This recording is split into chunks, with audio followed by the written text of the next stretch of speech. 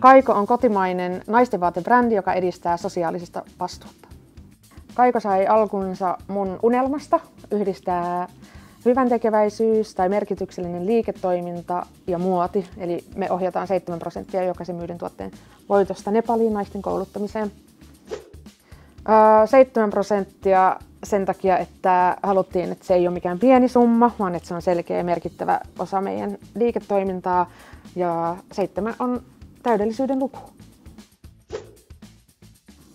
Mä sanoisin, että keskeisimmät kasvun tekijät on ollut se, että nojataan kaikki päätöksenteko dataan. Sitten, että ymmärretään meidän asiakkaiden tarpeet ja toiveet ja että se asiakasymmärrys on nimenomaan keskiössä. Ja tuotestrategia, eli pidetään huoli siitä, että meillä on myyviä tuotteita varastossa. Jos mä saisin pukea kenet tahansa Kaikon vaatteisiin, niin se olisi Emma Watson, koska hän edistää hyviä asioita maailmassa. Eli me ollaan lähdössä 5-henkisenä perheenä asuntoautolla Eurooppaan 9 kuukaudeksi. Ja idea lähti siitä, että halutaan downgradeata meidän elämää ja se mitä se vaatii multa verkkokauppayrittäjänä, niin se, että mulla on täysi luottamus tiimiin ja se, että tavoitteet on selkeät ja asetettu ylipäätänsä.